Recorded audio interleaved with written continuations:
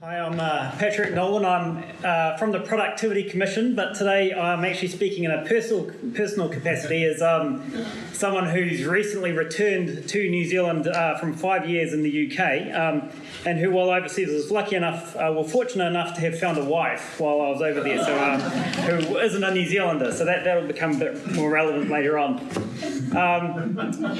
But I asked Wendy if I could speak on this Connect theme, largely because it sort of relates to actually the work we do at the Productivity Commission, but generally the theme of making the most of the resources we've got available. And there's only going to be two really interesting things I'm going to say today. One is going to be this quote, and so I'll say it twice. It's from Ernest Rutherford, is, "We don't have the money, so we've got to think." So I'll repeat that. We don't have the money, so we've got to think. And the reason I really like that quote is because it sort of says, well, it's not a question of resources, it's what you do with those resources. So, all right, in New Zealand we might be light on people or we might be light on capital, but it's actually about putting the whole package together that's the really powerful thing.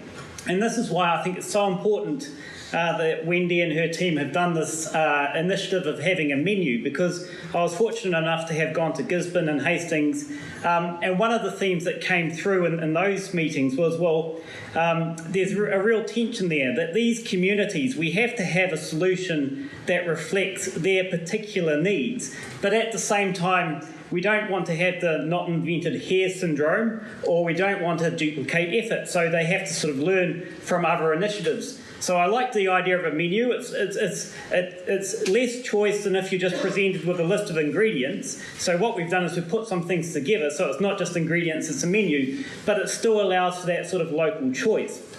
Now, those sorts of ideas are also important for thinking about the idea of a hub. And this is something that at the Productivity Commission, we're doing a lot of work with Statistics New Zealand and Treasury and MB, of thinking about actually, we're not going to have the modelers or the economists to each agency have their own teams. So how do we get resources flowing across these different agencies? How do we get the flexibility of resources?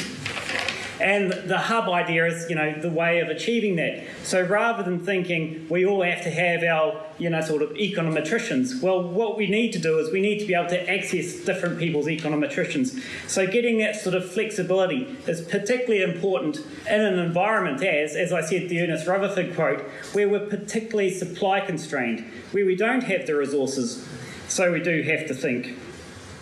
Now, that's all very good, but the big question is, how do you make hubs work?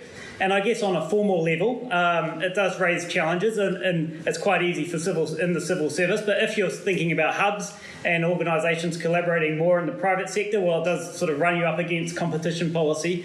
So there's some quite hard issues that we've got to think through there, and at the Commission we are thinking through this. And it's come through in some of the earlier presentations as well, is that actually it's not just a question for government. It's not just a formal thing. The power of an email from contacts is incredibly important. I'm actually from Otahonga, so I'm incredibly pleased that Hayden mentioned the fantastic work that the former Mayor of Otahonga, Dale Williams, was doing. And it's incredibly powerful. I mean, when I was based in the UK, just the simple effect of getting the occasional email from a contact at the New Zealand Treasury was so important, and actually being one of the factors that got me back here. So those occasional emails and those informal contacts are incredibly important. So while it's not just a job for the government, I do worry, however, whether the government has actually dropped the ball on this. And Raf, you mentioned that we have a very good immigration system. I'm afraid, speaking as someone who's actually sort of been through not just the New Zealand immigration system, but the immigration systems of other countries, I have to say that we actually perform very poorly. I'd actually almost describe, and this is not a word I use lightly, I'd actually almost describe immigration in New Zealand as being unprofessional.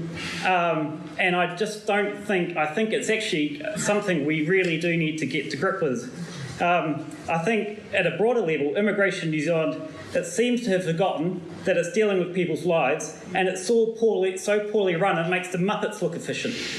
Now, I should say I'm saying that at a personal capacity, but as someone that is not Productivity Commission sort of position, but as someone who's dealt with an immigration system, not just here, but in the UK, much easier for my wife, who's Colombian, to get permanent residency in the UK when I'm not even, I'm not even a UK citizen.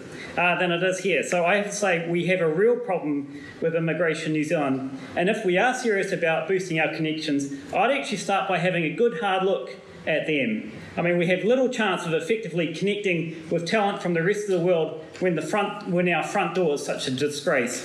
Thank you. Thank you.